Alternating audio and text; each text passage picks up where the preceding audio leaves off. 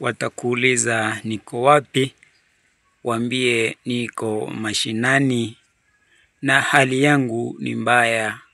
Sina chochote, nala kwa kudonyoa, mavazi ni mitumba, sina hata mchumba, kimaisha na yumba.